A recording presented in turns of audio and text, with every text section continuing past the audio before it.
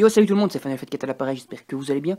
Aujourd'hui, on se retrouve pour la review de l'épisode 45 de Dragon Ball Super. Je vais d'abord directement vous dire d'emblée que c'est un épisode que j'ai bien apprécié. Et je vais d'abord vous parler de l'OST et de l'animation.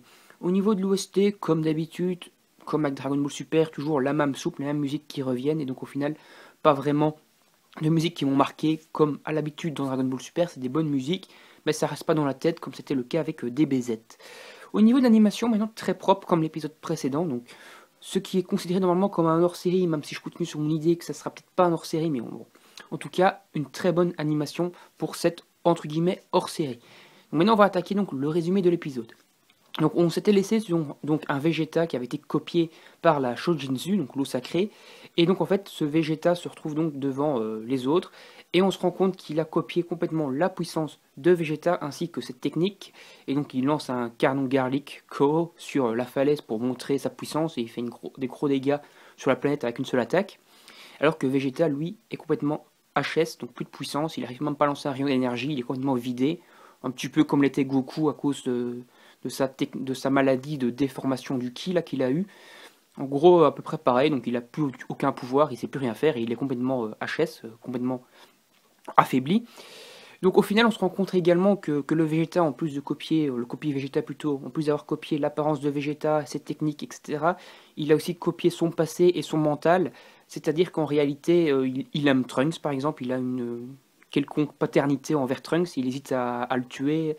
Lorsqu'il voit Trunks, il fait un petit peu une tête à la Vegeta, quoi, il fait Trunksu, voilà. Donc il aime Trunks, quoi. Au final, donc, on a Potash-sama, donc en fait, Goku, enfin plutôt Vegeta, enfin la copie de Vegeta plutôt, lance des espèces de tentacules pour essayer d'absorber tout le monde, pour augmenter sa propre puissance, donc absorber Trunks, Gotenks, etc.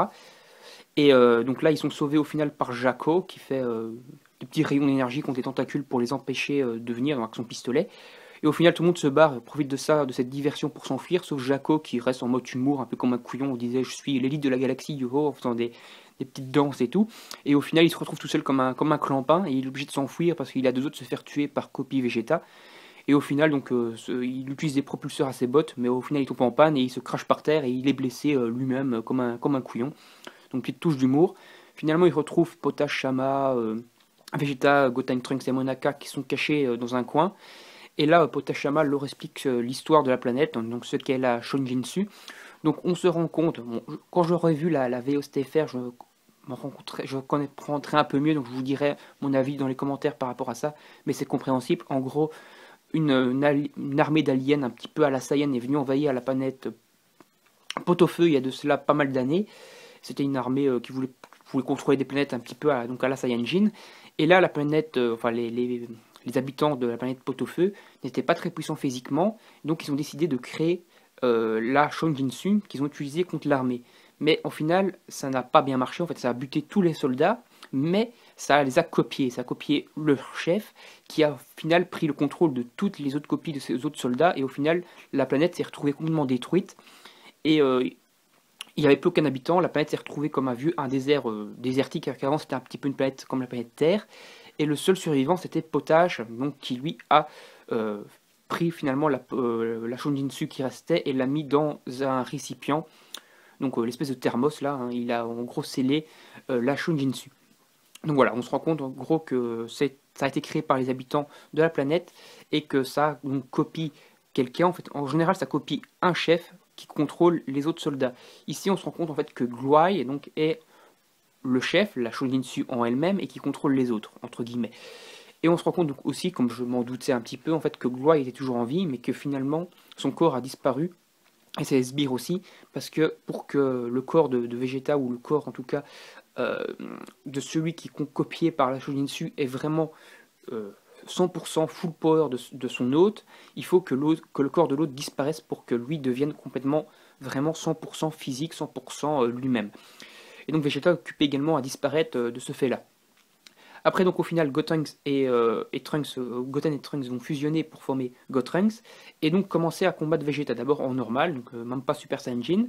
Là, Vegeta plutôt va tout esquiver en mode rien à foutre, il se passe rien.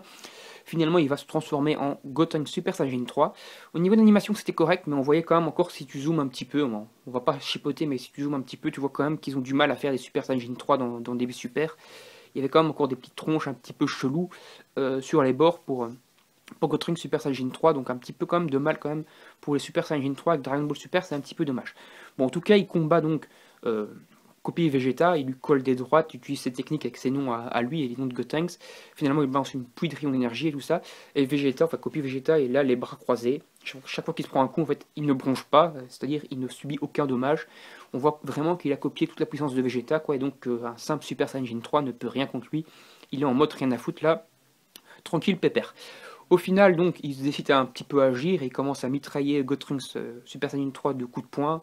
Il s'en prend plein la gueule. Et c'est là donc que Kaio remarque en fait que Gotrunks est occupé à se battre et s'en prend plein la tronche.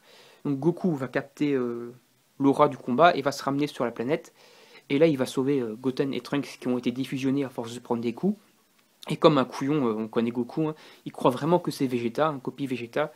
Et finalement, il s'en rend compte parce que les autres lui disent non, c'est un Vegeta maléfique, il a copié mon père. Trunks lui dit Vegeta est en fait occupé à disparaître, il est derrière toi, il est occupé à mourir à cause de ça, il faut vraiment lui botter son cul. Et donc au final, Guai, enfin la copie de Guai, le vrai Shonjinsu, essaye donc de contrôler copie Vegeta pour le forcer à tuer tout le monde et pas se concentrer sur Goku. Mais copie Vegeta a également la fierté Saiyajin et le côté Karoto est mon rival, il veut donc se battre, il faut une droite à Guai et l'envoie au tapis. Il va donc commencer à se battre contre Goku dans un combat qui commence déjà pas mal, on voit qu'ils sont à peu près de force égale, c'est plutôt pas mal. Dans la preview maintenant, donc on voit que le combat continue, Goku vs Vegeta, et d'après ce que je comprends, Potash Sama semble avoir une méthode ou une tactique éventuelle pour pouvoir recéler la Sonjinsu et donc sauver tout le monde. Voilà, donc un épisode vraiment correct, sympa, et on se retrouve donc pour la prochaine review la semaine prochaine. Salut tout le monde!